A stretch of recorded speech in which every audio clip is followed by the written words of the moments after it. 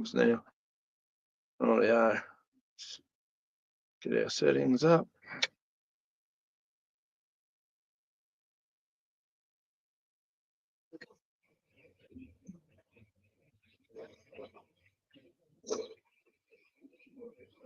Let's go. Let's see. Public. Done. It's done. Flipped over there. Done there. Into there. Rightio. Oh yeah, big fella. Ready to go? Councillor Anthony Irvine, we ready to rock and roll? We are. Absolutely. Friday night. Let's hit Friday night. hit it It's not quick and really, hit 'em hard. not really a special, You but it's a bloody It's a different night because we were tied up last night, or I was anyway. business before pleasure, I guess. Yeah, it was. It was good fun. It was good fun. Yeah. So my name's Anthony Irvine. I'm a councillor on Temora Shire Council, but none of the views I express here are those of Temora Shire Council. They are mine and mine alone. I'm Dean McRae, and my views are definitely my own, and I don't give a shit who doesn't like them. I make no apologies to anybody whose feelings are hurt by what's pretty blunt and honest commentary. And we give blunt and honest commentary, don't we? We certainly do. It's been a hell of a week. Last night was probably, actually, I didn't mind having it off. My little couple of businesses You are had it off last week. booming. Oh, look. Check that. Just check that. Is that the right one that we're on? Yeah, we're on the right camera. Well, that's We're on the right camera. Can you see how good looking we are? no, that's making sure because I just want to make sure that it's all It's all Mickey Mouse for a Friday night. It's coming out right. I'm just looking at the. I used to think it was a green light, but it's obviously a red light when it's on. That's fine. Seems to be, and it seems to be pumping fairly well out there in Bookface That's land. good. Let's go. Right. So, what's first on your agenda? First on the agenda is congratulations. Yeah, You made it. I made it. Yep. And it was probably the bloody half marathon. The most you haven't spoken for. 3 Well, hours. I penciled in that I was going to take 4 hours when they asked me to, when they ask you what you're sort of anticipating to do it in, and I had pretty low expectations. But as you know, I haven't had a chance to bloody scratch myself, train. There's been nothing going on there. But you made it.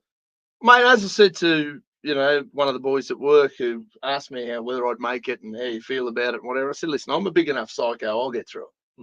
I'll get through it if I have to crawl across the fucking finish line, because I said I would do it, right? Yeah. It was a good cause. I said I was going to do it, and that means I'm going to do it, whether it hurts, whether it, and I can guarantee you I was this close to tears coming across the line. People were really supportive and enthusiastic. If I didn't finish last, it was bloody close too. Yeah, I saw some of the figures, and it was very close to last. It hurt. It was the other end of the field. Yeah, absolutely. But also, but everyone's a winner. Well, I wouldn't go as far as saying everyone's no, but like if there's that many people who were in that race, but it's a half marathon, so you get people in there who certainly have been doing some training, and you get people in there who are super athletic. So there was the wrong end of the field. I was a guy who was not overly athletic at the time. Certainly, I'm not in my physical peak by a long shot, and I'd done no training. So the first 5 fundraising was good. We've hit the $2,000. Yes, for Bears for Hope. So that's that twice, didn't you? Well, I did too. So with the PayPal fundraisers, and I wanted to do it via PayPal because I don't want people coming to me and going, here's money, and then get tied up. Some bastard going, oh, bullshit, McRae, we've got enough enemies in the space. I'll go, you bastard. Everything went straight, absolutely through PayPal, straight into there. I'm not touching it. None of my, just a bum covering exercise, really. But it only allows you to do 30 days. Yes. So I just did the two. Yes. With the 2 different dates. Yep. To hit that 2,000, but 2,000 has been achieved. A couple of local businesses chipped in a couple of dollars, a couple of good humans, a few anonymous donors, but thank you to everybody who did chip in. Bears for Hope's a great cause, and that's a big tick. Bloody hell, that's a big tick. You made it. You did it in under the time that you anticipated, and you by nearly an hour, really. I told them 4 hours, and I did 3. So you hit your target fundraising wise. Yeah. Look, and that was it. That was always what it was going to be. And I'll tell you now, we've signed up to do another half marathon, not necessarily for a fundraiser, but if somebody's got a good cause and thinks I want to throw some money at it, I'm all for it. But going to do another half marathon in Newcastle in April. Yeah, right. And the week after the half marathon in April, I've also agreed to do a fun run in Wollongong. Oh, that'll be fun. That'll be 10Ks after doing the half marathon. Two words that I don't usually put together: fun and run. I know, but look, I don't mind a bit of pain and suffering. An ex-girlfriend told me that. Yeah, that's it. Like I don't mind gritting my teeth and going through a bit of hell, particularly if there's a good cause in it. But the way the world's going, I think I need to get myself in shape because I reckon we're in a fair bit of strife in this country at the moment. So yes, no, you do need to be in some sort of nick because I'm telling you, it's getting a bit ridiculous. So let's just knock through. Let's knock through some of the council stuff first. We've got a couple of things that we can probably knock on the head tonight, and we don't have to go back and revisit. Now this, and I apologise because I missed this, and so did a million other people. Now, you'll recall that in the lead up to the elections, Kiama Council, or the general manager at Kiama Council, referred 3 councillors to ICAC for investigation. Yeah, a big there was nothing political in it. No, it wasn't a shit smear campaign just before an election to try and ruin somebody's reputation. Nobody would ever do that. No, they just happened to put a media release out on their council website, Facebook, on their council website. There's still a media release, and it's still there today. Yeah, of course. But the Kiama councillors are demanding access to a letter because the Kiama councillors Jody Keys, Kathy Rice and Karen Renker-Malang are demanding Kiama Council release a letter from the Independent Commission Against Corruption, which informs the council that the ICAC will not investigate them. So the council made a great song and dance and publicly besmirched these people's reputations. Blew the trumpet. Absolutely. They're going to get an investigation. They're going to ICAC. Yeah.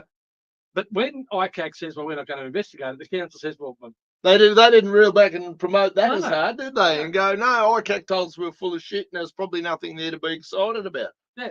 So in May 2024, the council referred the councillors to ICAC. The 3 councillors state that they know of no grounds which would justify referring them to ICAC. So, yeah, but feelings. We've now been informed in a very brief email from council. This is Councillor Keast has said. This is according to. I better just make sure that everyone knows. We've got to have the bibliography there these days. Source, and this is from the Bugle. The Bugle. The Bugle. So the Bugle, and I think they're quoting an ABC. I've found this in another location on ABC as well. Yeah, right.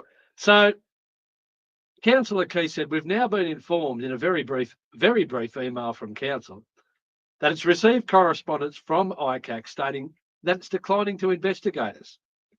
We've requested that council provides a full copy of the correspondence from ICAC. We want to know when the council received the advice from ICAC, how long it took the council to inform us, and what the ICAC letter actually said. Now, that's a pretty fair call. Oh, I reckon so. You want to throw a big heap of shit mud at us. And you've been slapped back by the adjudicating authority and told you to bugger off. Yes. How about you share the information? Yes. You fucking bullshit artists. This council should take that. Councillor Keys continued. This council should take steps towards increased transparency and release this correspondence to the councillors who are personally affected. It's outrageous that council still has a media release on its website proclaiming that it has referred 3 councillors to the ICAC. It's got to be in the ballpark. And yet, for an unknown period of time, has had correspondence from the ICAC that it won't investigate those councillors. It's in the ballpark of defamation, and I hate defamation laws. I think smearing the absolute shit out of them. Yeah, and holding it over for as long as possible. Yes. It's bullshit and it's wrong. One of the other councillors states that a referral to ICAC should be done silently, so that proper process can occur. Well, innocent until guilty. And the reputation of individuals can be protected should their referral be found to be unsubstantiated, which it appears to be in this case. Yes. However, so for layman's terms, it was all bullshit. If you want to go and look at Kiama Municipal Council's website and look at media releases, you'll find one from May this year where they've referred these councillors, but you won't find a subsequent one saying, but the ICAC said nothing to see here. We've had to rescind it because ICAC said that we were making up stories. Now, one of the saddest parts about this is the third councillor, Councillor Karen Renker-Malang, who you'll recall was the councillor who took action in the Supreme Court to have a code of conduct censure motion overturned, and it was basically found to be biased against her, and she had it awarded to her, and she had costs awarded to her, so she won. Yeah, but it would have cost her an arm and a leg, not to And mention the stress and aggravation, energy levels required to overcome to fight these bullshit dipshits. allegation. So, Councillor Rinka Malang states, for me personally, the ICAC referral was the final straw and a very disappointing experience of local government. Well, I can understand where she's coming from. I reckon. Well, we still should invite her in. She says, I was censured by the council for simply giving my opinion in a radio interview. Fortunately, I was able to have the New South Wales Supreme Court declare the council's censure of me invalid. Council wasted so much of residents' money just trying to silence me. So, Anthony Wheely, KC, the chair of the Centre for Public Integrity, described the censure as an ill-considered measure to silence a dissenting councillor, and said this censure motion strikes me as susceptible to an inference that it was really designed to shut her up. Wow, that's I would never have guessed. And to the point, you're correct, sir. KC. So, hell. As far as we're concerned, my brain's on fire with some of this but stuff. As far as we're concerned now, Kiama Council can go to bed. They're done. Well, they're still obviously in a mindset that they want to cast aspersions on these obviously fine people who ICAC have. Well, they might not be fine, but we don't know. But ICAC don't want to. But I have no reason to think that they're not fine people, other than the frigging website on the council. There. Certainly, for the grounds that council put forward to ask them to be investigated, ICAC have said no. Yes, nothing. So obviously, nothing to see here. And then further, you've got Councillor Rinka Malang, who's had to go to the Supreme Court to have her name cleared. Yeah. So, who can afford the time, the energy, and the financial commitment to fight these assholes who are using to counsel every time that they are using ratepayers' monies as a personal wishing well. They are dead shits. They get paid to bring these actions, and all of the costs are met by others. It's the parasite class of Australia, which is massive. It's bullying. Absolutely, it's bullying. It's bullying by the system. I'm quite happy to bully them all back. I must admit, I've had my hair's been on the back of my neck for days now. I'm cranky. I'm moody. I'm ready to pick a fight with a few of these pricks. Like I say, well, he's one. Yeah, he's been on my list now for quite some time. This one.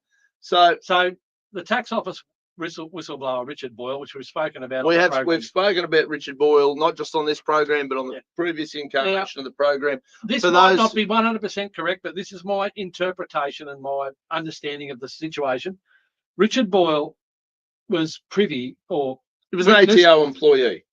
And he witnessed these pretty low acts being perpetrated by ATO staffers. In their cost recovery measures. They were being directed, generally speaking, to essentially... Allegedly, yeah. There's the law. I'll have Kyle messaging me soon going, careful! Allegedly. But allegedly, essentially they were ringing people who owed the ATO money and harassing the shit out of them. Now, owing the ATO money, I know a lot of people go, I've got to pay my taxes, and they think it's they're somehow fucking contributing to the civil society that we live in. It's a theft, it's extortion, it's gangster shit, and the only reason that they get away with it is because they're not Italians in suits. Otherwise, they'd be in jail. If they were Italians in Griffith getting called out, we'd have some sort of a problem here doing that sort of shit. That'd be gangster mafioso crap. They were ringing people up. They were harassing people they were using very heavy-handed tactics. Very heavy-handed tactics. There you go. Oh, that's a cleaner word. I can think of some others for it. And this Richard Boyle came out as a whistleblower, and he said this is wrong. He brought it up within the tax office initially with his superiors, and they ignored him. To his credit, he must be a pretty decent fella. So first things first, he said, "Okay, well, I'll follow the due process here and have this dealt with." And when he was ignored, he then taped evidence of these things, and then he brought them to the next level. Yes. Now he's facing more jail time. Well, he's now than Ivan Milat. He's now facing 24 charges, including taping private conversations without consent and taking photos of taxpayer information. And the charges carry a maximum sentence of up to 46 years. Now, he's been in the High Court in South Australia trying to actually this hero he's been in the Supreme Court, the South Australian Supreme Court, trying to access the provisions in the whistleblower protections. The guy's a hero. He is a hero. He is not protected by our government and our laws because they're fuckers. Yeah, he thought he had a very strong application. He was expecting a positive result, but he got kicked in the nuts. Because how dare you criticise or challenge the Australian Taxation Office and their overlords and those who lord over us. And, now, here's the scenario whereby Mr. Boyle said he and his wife Louise Beeston are broke a long time. Were broke a long time ago, and we're surviving day to day. We're getting slower and slower because our physical, emotional, mental, and spiritual resources are almost completely gone. He said, "We've nothing left." Mr. Boyle is calling for members of the public to show their support outside his hearing on Monday, saying he would come out after his obligations to the court are finished. Kieran Pender from the Human Rights Law Centre has called on the government to protect Mr. Boyle. This is a heartbreaking day for Richard Boyle, Mr. Pender said. His case underscores the major holes in Australia's whistleblowing regime. The Attorney General, Mark Dreyfus, must ensure Richard Boyle does not go to jail for exposing wrongdoings at the tax office and urgently, which he won't do because federal whistleblower. He might not even need to see a day's jail. They'll bankrupt him. They'll ruin his marriage. They'll destroy his life. That's what they'll do. He's exhausted. They'll threaten him with 46 years jail, which, for the record, more jail time than Ivan fucking Milat, who was dragging people into Belanglo State Forest and murdering them. That's how important it is for these fucking parasites to protect their little protection racket. So Mr. Boyle's probably going to be, there's a possibility he could share a cell with David McBride. Well, two whistleblowers. Two whistleblowers holding Hold up. Now, David McBride, as we all know, is the only person who's been jailed up to date for war crimes or anything related to war crimes, alleged war crimes in Afghanistan. Yes, and he was the whistleblower. He was one who was telling the story. Yeah, so and I come out fairly hard in defence of our vets over there because you know what? I've never been in a battle zone. I've never been in any situation where I felt like there's a possibility of stepping on a landmine or somebody coming out and throwing a grenade at me or anything like that. So I'm fairly hardcore in my support of guys like Ben Roberts-Smith, but I can also turn around and say, but if this guy comes back and says he saw some shit he didn't feel comfortable with and didn't, he shouldn't be sitting in a jail cell for that. And if that's not something that he should be, if it's something that the leadership knew about and condoned, and he raised with them as an issue, and then they allowed it to keep continuing. Well, but it's wartime circumstance, so that changes all the rules for everything. I get it. I don't get it enough to have been in there, so I don't think he should be in jail. I also still think that our military, we train them to do certain amounts of killing and hurting and violence. That's kind of what the military is designed to do. And admittedly, our military is probably at the weakest state that it's been into per capita in history. To go hammer and tong under extreme pressure and make split-second decisions that are later to be viewed by some idiot in a suit sitting there in an office going, well, I don't approve of this. Up your ass. So there's got to be. It is disgusting. There's got to be protections for the people at the both sides of that. And if he saw something, he brought it forward, and you don't agree. Yeah, look, sorry, mate. We're not playing into that. It certainly isn't worthy of jail time for that guy at all. That's exactly right. So it's the same thing where someone who blew the whistle on what appears to have been some pretty ordinary conduct by some of the leaders of these groups. Yeah. Sure.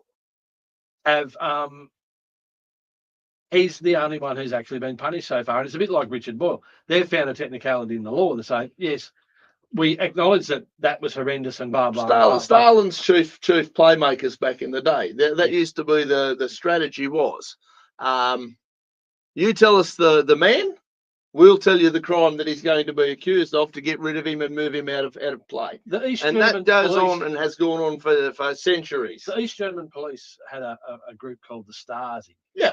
And absolutely. They were the special ops. The Stasi would do things like they would break into your house while you're at work. Yep. And you'd have a carton of eggs that you put in the fridge that morning and it had 12 eggs in it.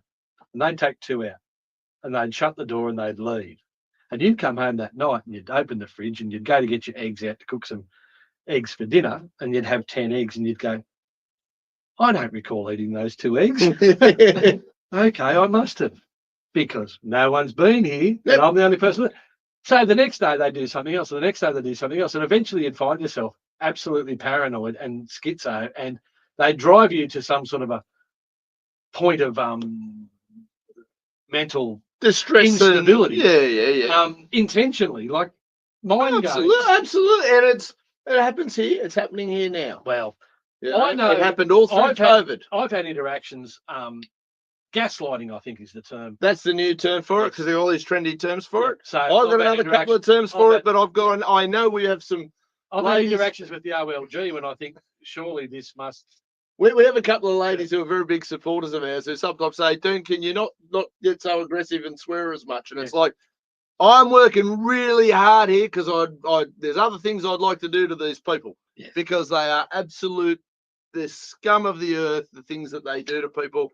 And we're surrounded by them, and it's getting worse. Well, in this country, it's getting worse. Yes, it is. Now, okay, so that's Richard Boyle, David McBride. We've done Kiama. Moving right along, because we don't want to be here all night. Liverpool, what's going on with Liverpool? We need to ring Michael. I'll probably owe him a phone call. Yep. But so the public inquiry that people might recall that leading up to the local government elections, the Office of Local Government basically gave Liverpool City Council a speeding ticket and said, you tell us why we shouldn't stand you lot down and stop you having elections because we believe that you've done this, and this. Liverpool Council turned around and said, oi, back up the truck, we'll take you to court. And so basically they slowed the process down, and the Minister for Local Government's quite to the point when he explains it this way. Aggressive legal tactics, and this is from the Office of Local Government's website, and this is a media release from Ron Honig, the Minister for Local Government. There's still yet to really lace his boots as far as I'm concerned. Well, he's got a bit of work to do. But the Minister for Local Government said, relative to these this legal proceeding, aggressive legal tactics from Liverpool Council have effectively run out the clock on my statutory powers to consider whether to suspend the council or defer the election. The Mayor has spent huge amounts of ratepayer funds challenging the public inquiry and the original notice of intent in the Land and Environment Court.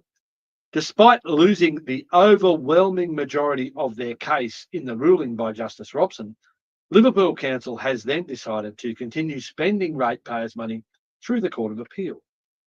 What would be next? The High Court? ?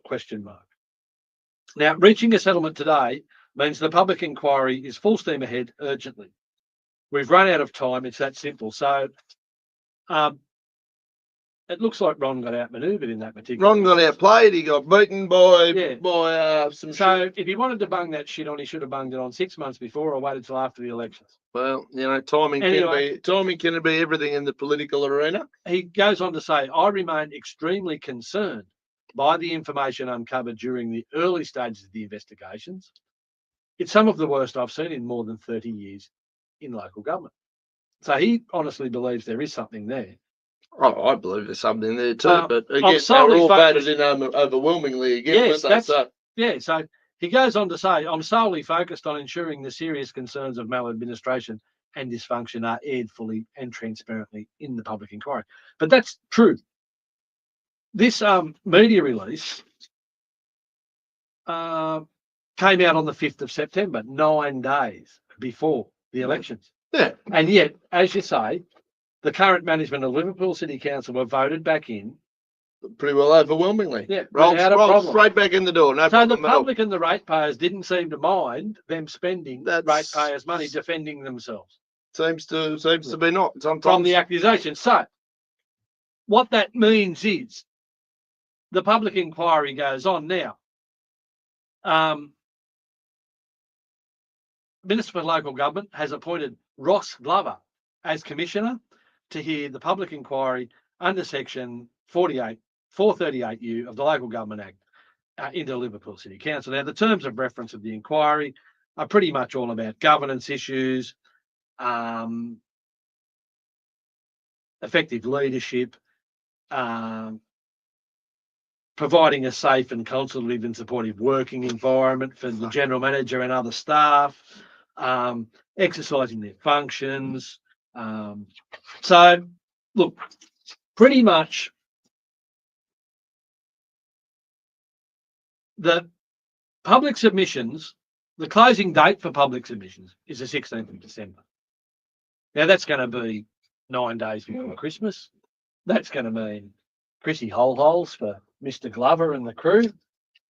And then they're going to have to read all of the submissions, and then there could be public hearings.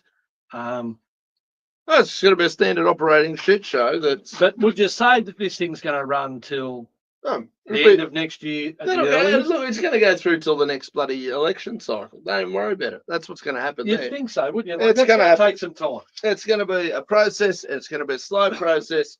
Honig shot his gun and missed. He timed it poorly, it seems, and that's where Liverpool's at. Yeah. So, quite attributable to Deputy Secretary of Local Government, Mr. Whitworth. Public submissions, blah blah blah. Public hearings. Yeah. Look. So Liverpool, I think, has got miles and miles. It's got miles to go, and it's a self-inflicted shithole where the voters have just obviously voted the same. And I think the biggest problem they've got at Liverpool at the moment is some problems with their water treatment or their sewage plant, where it's a mosquito breeding mecca. And I think everyone in Liverpool is getting bit by mozzies, and they're much more concerned about that than they are about Ron Honig's inquiry. I would imagine so. You would think so. So yes. That's Liverpool done. Liverpool done. So I think that's about all of the. They're the formal stuff. So council-wise, yeah. Mr. Boyle's got to face the courts. His attempt to access the public interest disclosure legislation or the whistleblower protections has failed. Kiama Council have basically been told to grow up by the ICAC, but they haven't managed to actually tell the community that they've been told to grow up by the ICAC. Yeah, that's a secret. Of course it's a secret. And we've got the Liverpool saga, so I think we've got plenty of time to talk to Michael, and we might talk to Michael in the new year. I think that, yeah, for sure. There's plenty of time for that, without a doubt. So that's that. Now, the big news, obviously. Well, there's I guess three.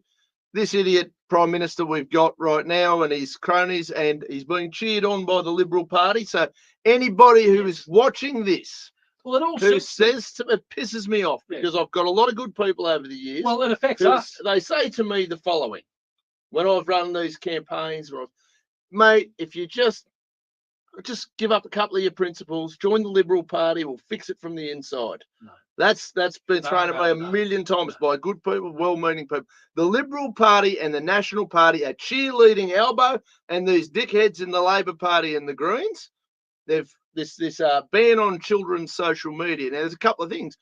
I detest kids on screens all day, and I detest the fact that they, kids are sort of obsessed with this shit. But they can also be targeted by... Absolutely they can. But it is not these wankers in suits, wherever they are, these politician dickheads, jobs and responsibilities to parent our children for us. Yes. Fuck off and mind your business. Stay away from our children, you parasites. Well, I don't want to be in there. And find a way of prosecuting the perpetrators. Well, that's their bullshit argument. The reality is, the reason they're doing it is because for a kid to be able to justify being on there, we're going to need to have a digital ID so that they can know what we're up to, and that's how they're going to usher in this digital ID. And they shove that digital ID fair up their fat asses. Follow that on with the misinformation bill. Yes. Now, I'm going to come back next week. I'll be Anthony next week. I'm going to have reams of paper. No, it's not going to be reams, but I'm going to have a pretty solid checklist. I want the key points of...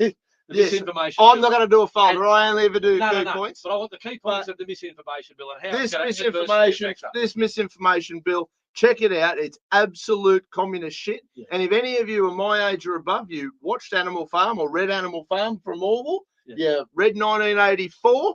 This is one of the worst censorship legislations in the world. It's an attack on free speech. It's disgusting. I assume they're going to try and throw me in jail. Australia's constitution is we haven't got something like the American Bill of Rights, which enshrines the free speech. There are certain things there that matter. Yes. And the Liberal Party opposed John Ruddock's motion to enshrine free speech in the New South Wales Constitution because that's how fucking illiberal they are. Now, fucking Ron communists. Hoenig, And don't Ron Hoenig, forgive me because I'm really pissed off about this. Ron Hoenig, the Minister for Local Government, stood up in the Parliament and actually railed against the code of conduct system, which it doesn't support or doesn't they all 2 or 3 of them will rail and then the other 10 will go freedom bullshit. of political expression. For sure. So that's in the Constitution, freedom of political expression. This dipshit Kylie Tink, she's a teal, was waffling on about how, but it's okay because it protects our freedom of speech. Oh, bullshit. Because, as long as it's proportionate and reasonable. We've seen nothing proportionate and reasonable out of these assholes in Parliament, certainly the last 3 to 5 years, and they've been getting worse and worse. And this is one of the most disgusting, sinister laws you people are ever going to have to digest. I'm telling you. Who are running scared, and they're just frightened that the truth about them is starting to. Well, that and the fact that they're psycho control freaks who love ruling over us. Now, so that's your I'm going to be bombing on that next week. So if you want to see fired up, that's what you're going to get. In a global sense, there's been a massive in a global sense, we're to win. There's been a massive blow delivered to that type of thought. Yes. Now, huge blow, massive blow.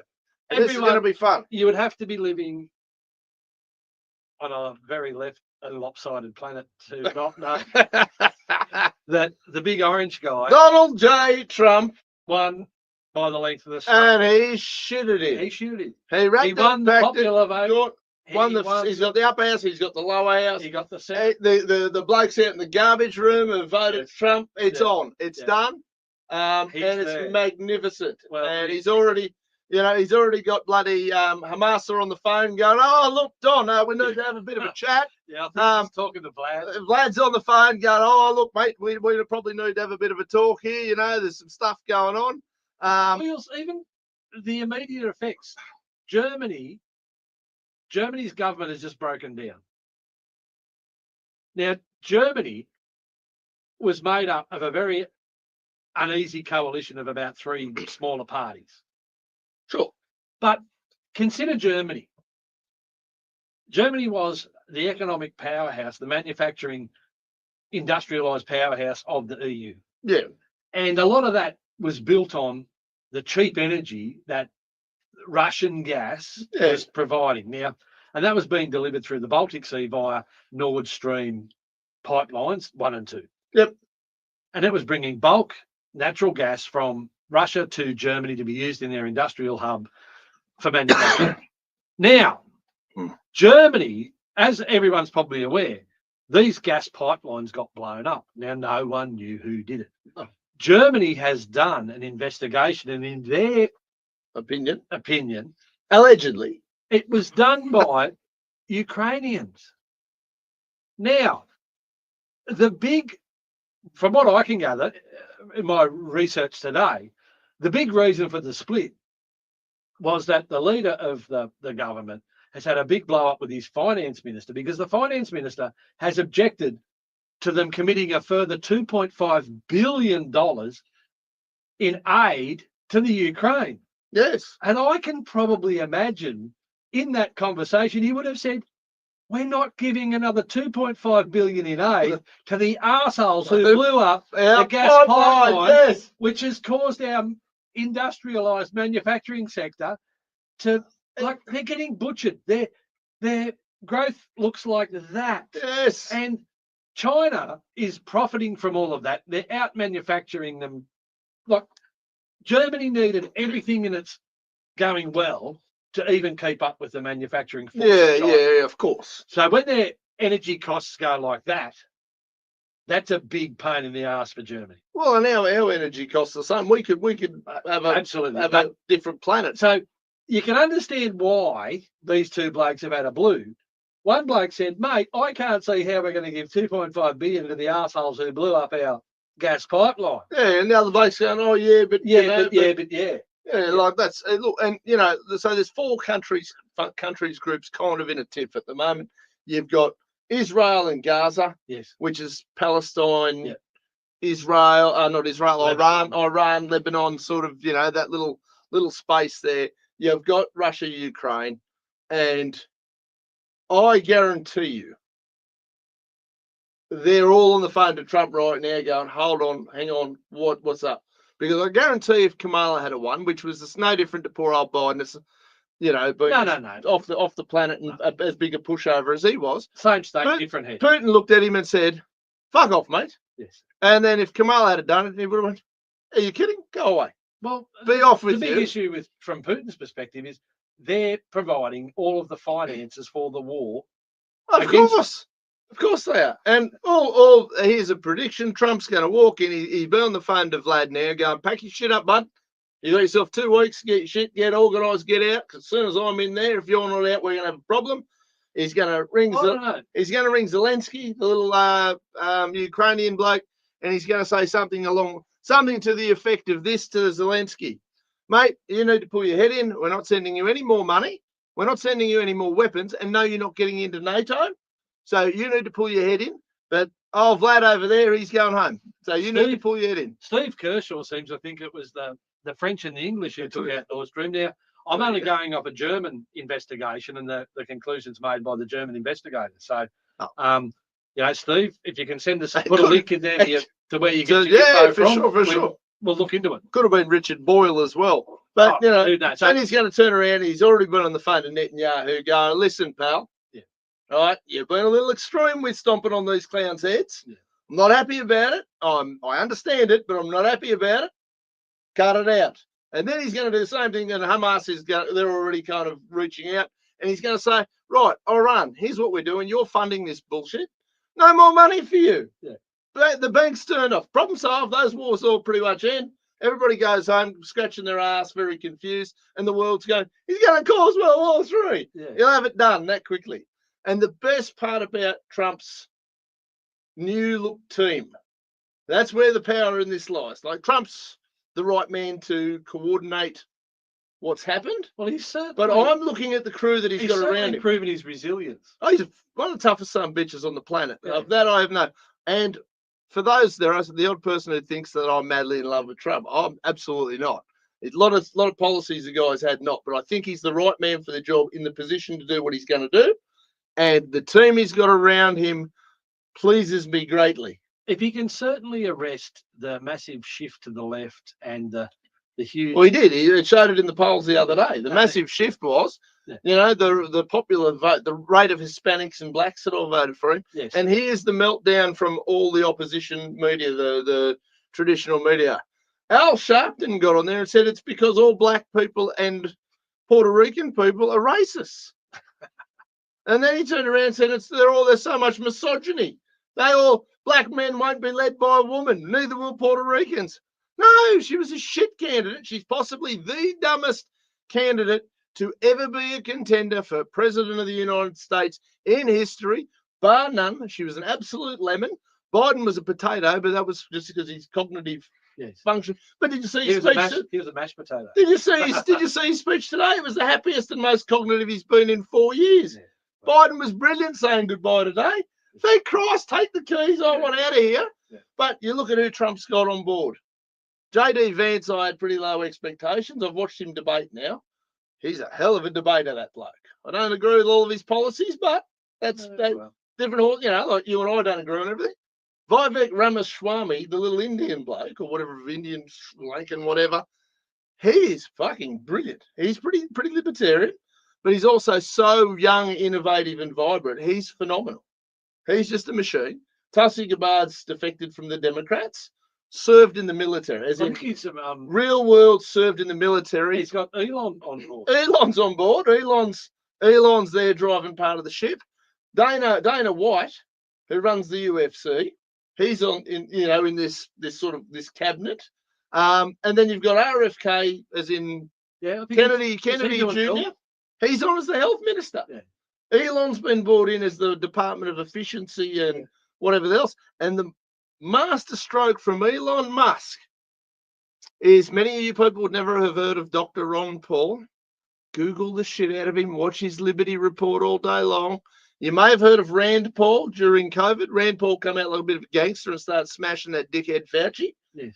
But his father, Daddy Paul, is actually far, in my opinion, a far better thinker. Like, he's just brilliant. Go watch some of the Ron Paul stuff. The guy ran for president 20 years ago, whatever it was. Ron Paul and Elon Musk as the Department of, slash and burn government departments and waste, is going to be phenomenal. Everyone, I think the whole world's of the opinion that the US need to stop printing money.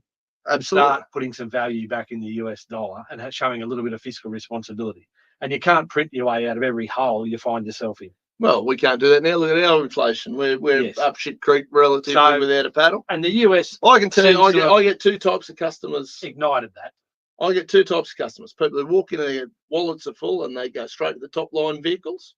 Or I've got people coming in going, I can't afford any of that shit. Have you got anything under 5 or 10 grand? There's the divide is getting bigger between the haves and the have-nots. And that's a lot to do with these economic policies we've got. It's rape and pillage, tax and spend.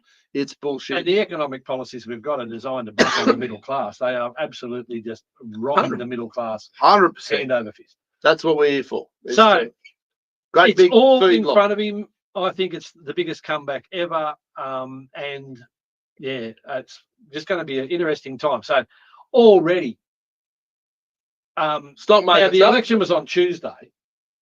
We knew the outcome by Wednesday, and it's now Friday, and the German government's disintegrated.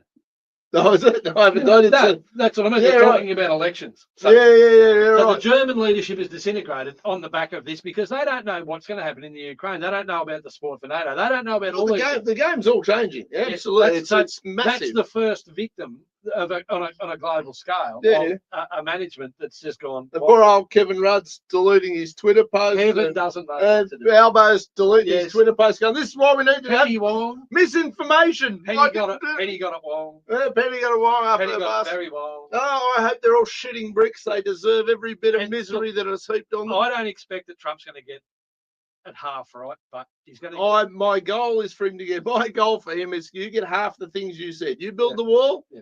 You send them illegal immigrants back. Yeah. And you just turn around and said, all you got to do is apply and come in legally. Yes. I'll take you come in legally. No problem at all. Just apply. Like if he cuts taxes on pensioners and tips and, all those sort of things, we need to be doing that. And if he can get manufacturing going in the States, I know I'm not 100% on his tariff idea.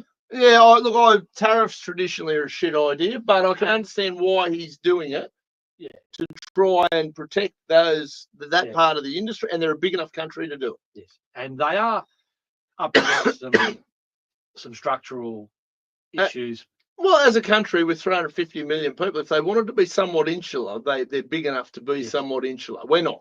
Yeah. We could pick a few areas and be a bit insular, but overall we need friends because we've only got 26 million of us. We can't build a hammer to build anything else. Pretty much. That's sort of a problem that we have. Yeah. Whereas they can sort of do that a little bit. We can't do manufacturing because we can't build the tools we need to manufacture. Yeah, well, that's I was looking at something today where Australia's defence forces are looking at their next naval purchases, and they're talking about Japan or Germany. You know what I mean? It's always we have to go shopping because we have not got the ability to build anything here. No, fuck.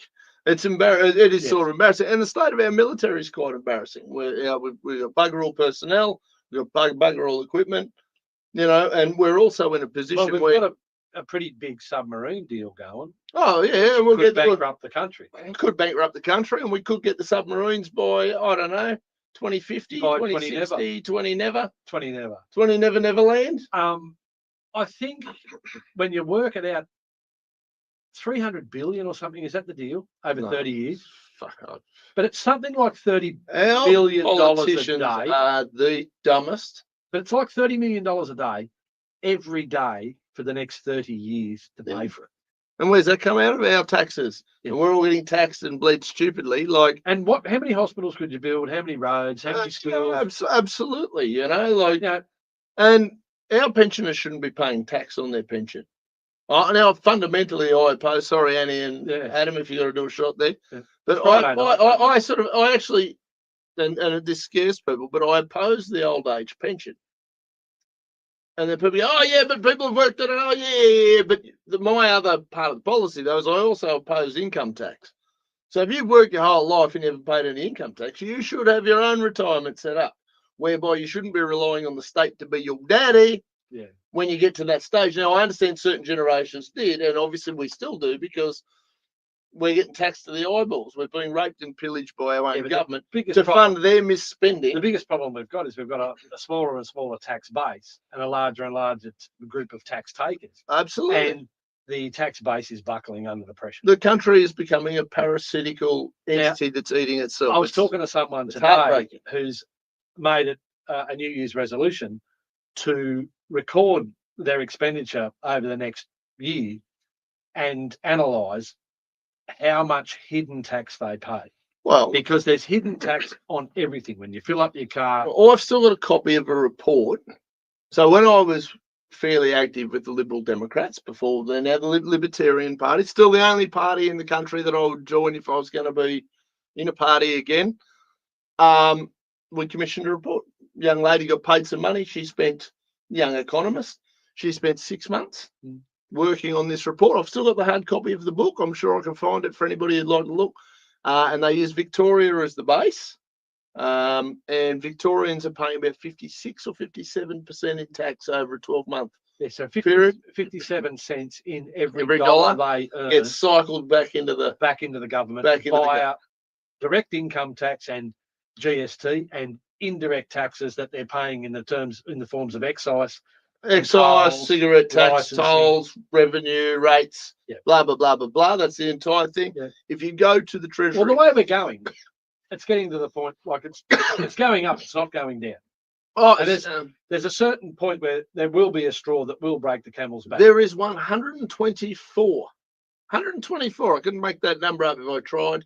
That was according to the Treasury website a couple of years ago when I was really delving down into it.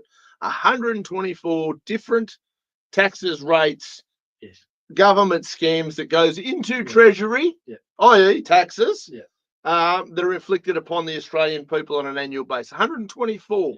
So now, if you live under a rock and don't spend any money, you won't pay any of those. You might not be paying all 124. I might not. You might be paying 5 different ones that I'm paying. Farmers will be paying a different. We're probably all paying about half of them. Absolutely, it's disgusting.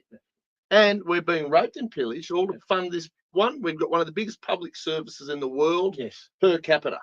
We've got a massive 10% of the New South Wales workforce, I think, is government. It's government. That's bullshit. Yeah. They don't produce. I mean, obviously, let's be fair. We want to keep our police. They produce a lot of reports. We want to keep our police. We want to keep our fires. We want to keep our ambos and nurses, hospitals running. Our schools to a point, but I'd like to privatise them if I had my way. But anyway, I'm a bit extreme in some of that. I don't know whether the schools are teaching They're teaching a lot of bullshit, is what they're teaching at schools. I don't know whether they're teaching life skills. No, they're teaching a lot of bullshit. What would the other thing be? I don't know whether they're teaching the right way of thinking.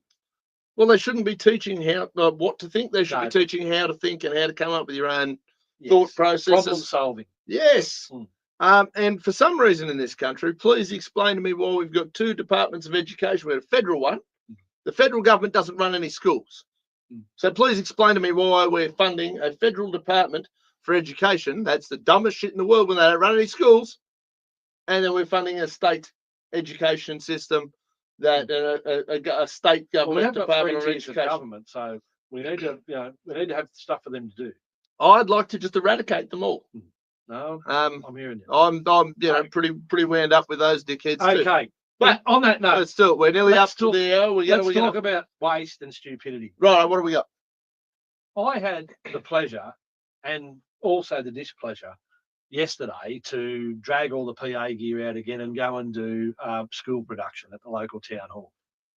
And they're a bittersweet exercise for me because it was at the town hall where all of my issues with Temora Shire Council were first came to light. I'd been engaged to participate in the upgrade of the audio and lighting system at the town hall, and I'd worked diligently on the project for 5 or 6 years whilst it was being organised and scoped. And then I was informed that the job was going to go ahead and I needed to start ordering the gear. And then for reasons unbeknown still to myself, the plug got pulled, I got knifed and thrown under the bus.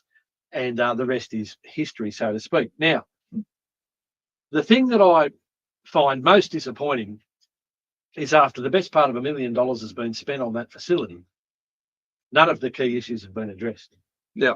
And yet again, consultants and out-of-town wankers who don't even go to a show there were entrusted to take care of the job.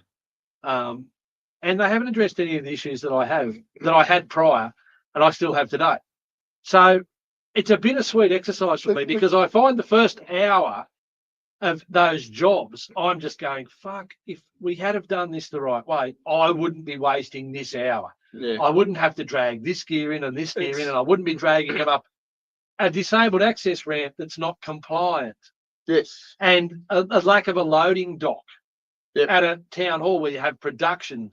Yes. And load ins and load outs. Yeah, you reckon that could have been designed into it? I can understand it 50 years ago when they built it, or 150 years ago. When did they build it? How long ago was it? It was built in the mid-50s. But when they built it, they actually catered for all of that.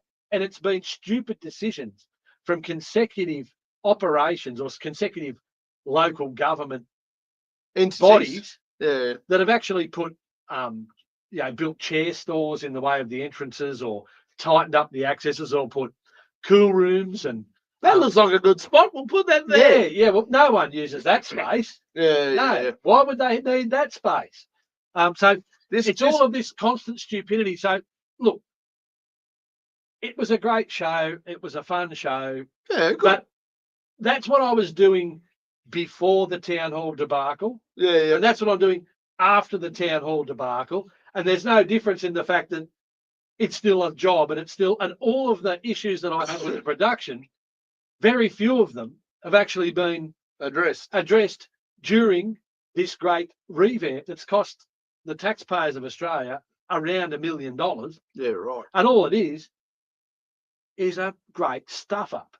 And even to the point, and I'll give you an example.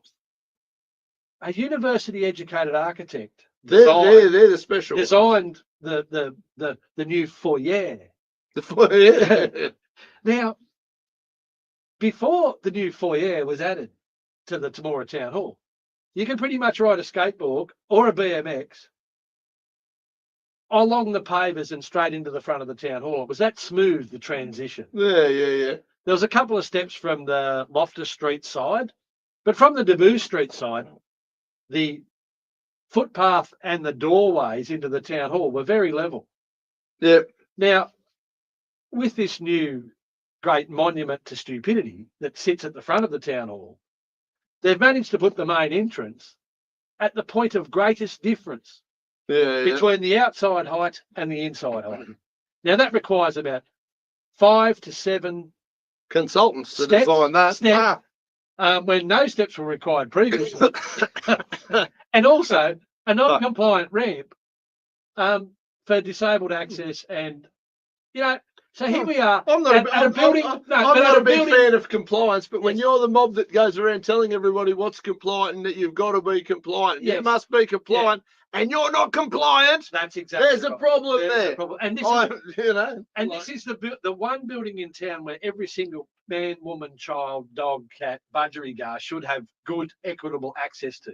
You'd reckon, because it's the town hall. So if you're going to go anywhere in town, you should be able to, as a resident and ratepayer, be able to get into the town hall easily. And I think it's a complete nut of balls up. Now, that said, it was a great show. The kids were great.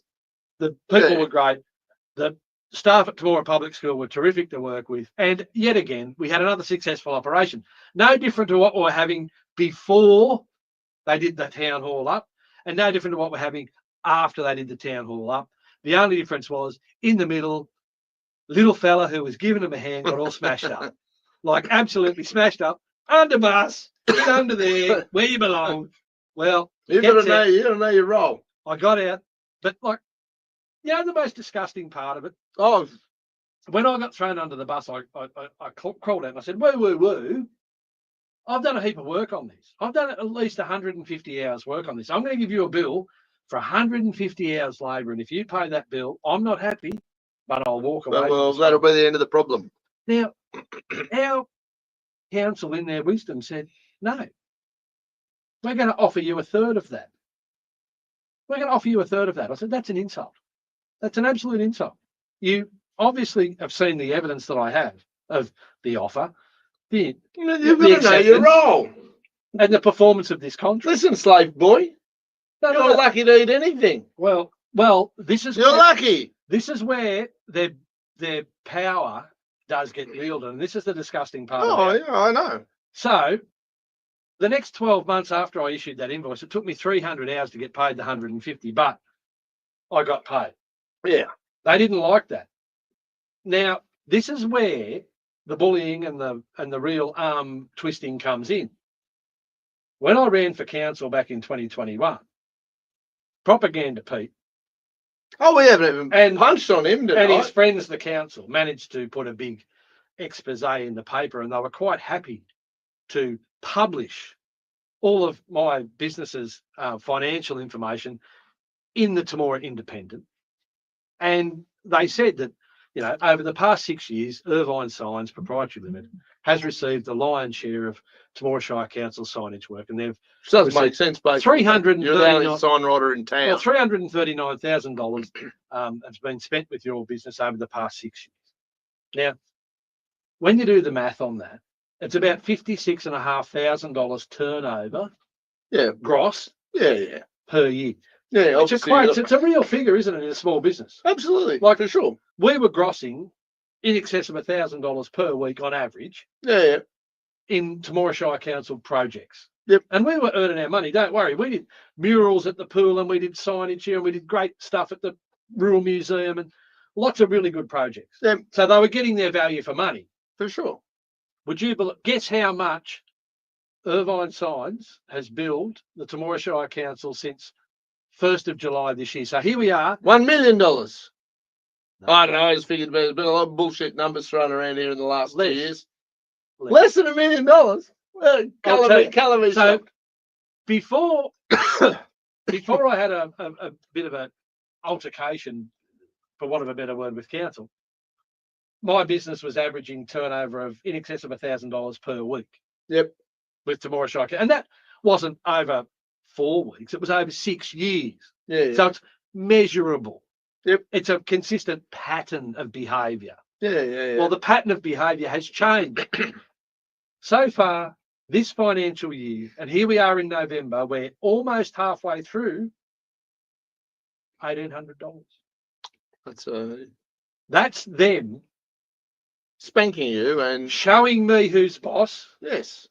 Putting me in my place. Yes. And telling everyone else in the community, don't come against us. If you come against us, we will do this to your business. Yes. We will do this to you. Yes. Absolutely. That's how they work. Governments are the biggest bullies on planet Earth. It's disgusting. All layers of them. It's absolutely disgusting. And if anyone wants to challenge those figures, I'll produce them. Yeah. Well, I won't produce them. I can do a report. Press one button. There's yeah. Oh, and that's what they do. You know, look, I've worked bloody hard over the years to be in a position not to be beholden to these jackasses.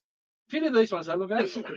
Yeah, of course. If you be a good dog, and if you're in the gang, you'll be looked after. There's all these people. Look, everybody prostitutes themselves. It just depends what you're prostituting yourself on the gravy train, and I've never seen a bigger stream of consultants, advisors. You haven't been to Canberra Parliament, have you? Oh, the whole thing. But the whole system, the whole world runs on welfare churn and bureaucrat churn. Yes. And they're fucking parasites. The whole consultants, like every time council needs to make a decision, they have to get a report from a consultant. Of course. And that consultant costs a shit ton. And there's 2 reasons for that. One, they like to spend a certain amount of ratepayer money because it justifies their jobs when they leave council. They go, well, they're going to make a decision off their own back. Yes, because that's the next reason is because if something goes wrong, it was the consultant. But it was the outside source got it wrong. Somebody else has to fob off and take no responsibility. Can we hold responsible for when you've got outcomes like the town hall. You can't hold Because anybody it's shit responsible. house. Because It's shit house.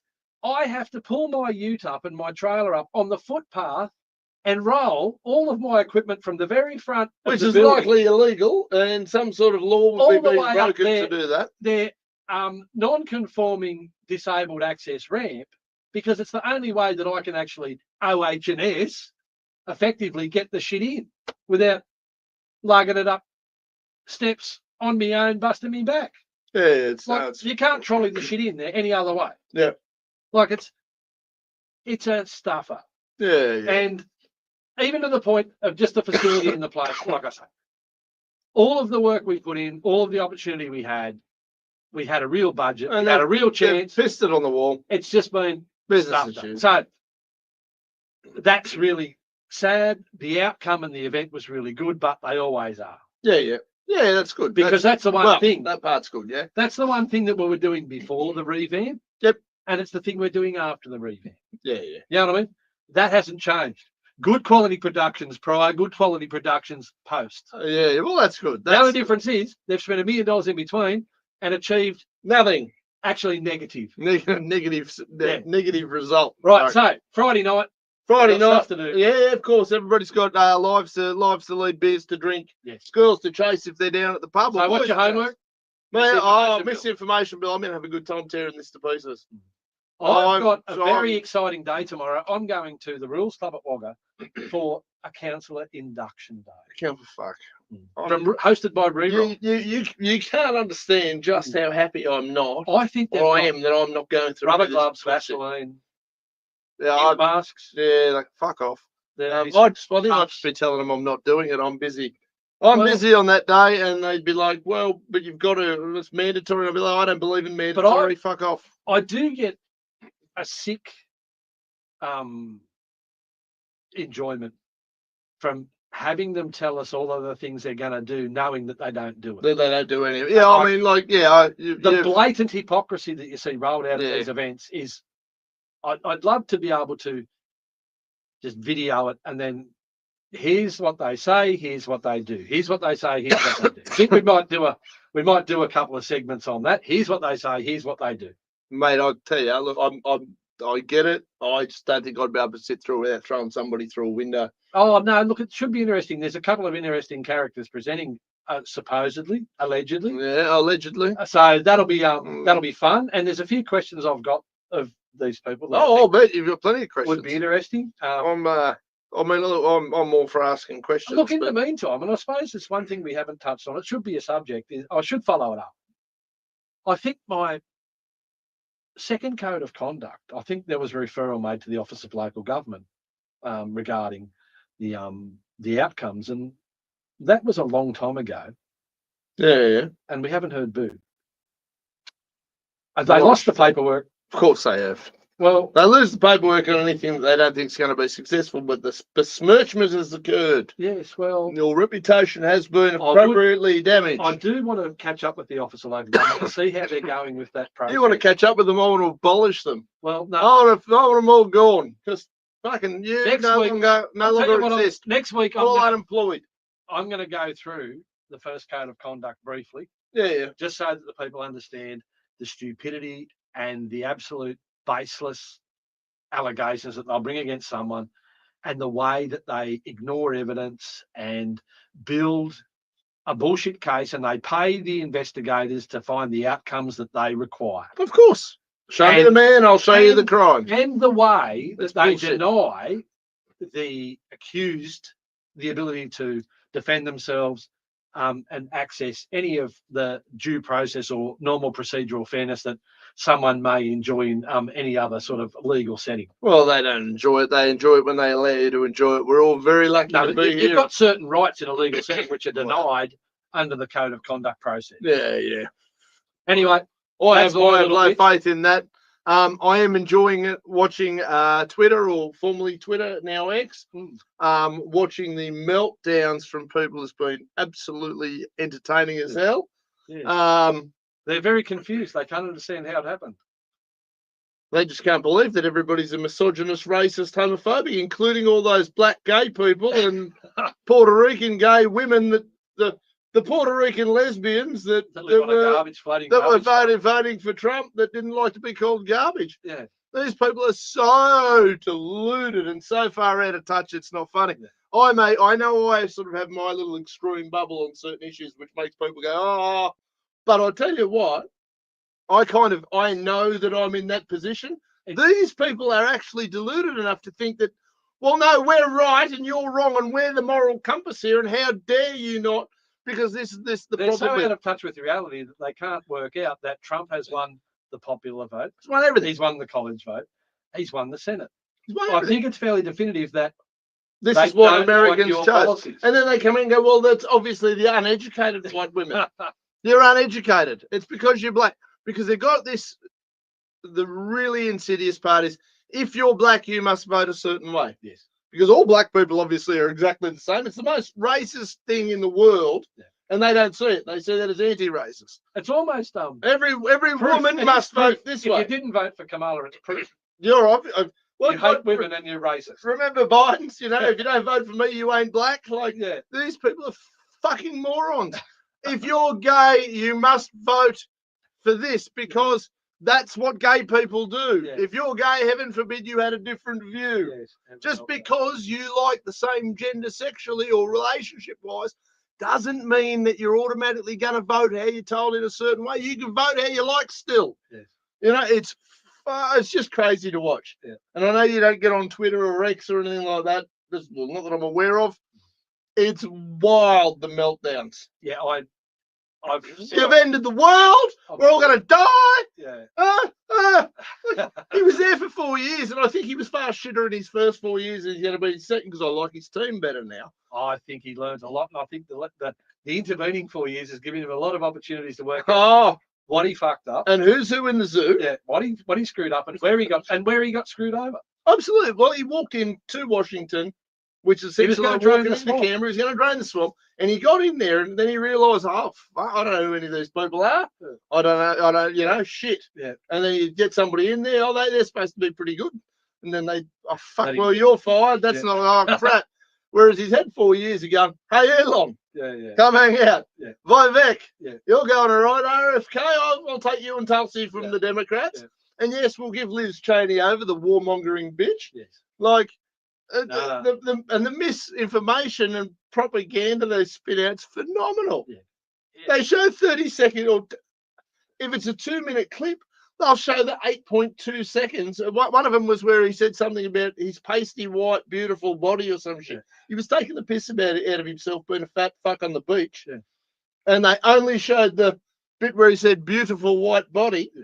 And you've got Reverend Al Sharpton going off his head about, see, he's racist and he wants black people to die. He's actually self-deprecating. Yeah, like, it's just these people are so off their heads. You can spin it.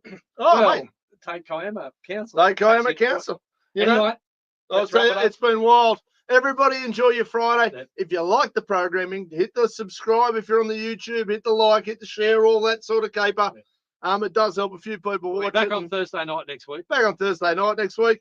And I'm sure we'll be getting stuck into the misinformation bill and a few other things. Yeah, and codes of conduct. Fucking wild. Have a good weekend. All right, guys, take it easy.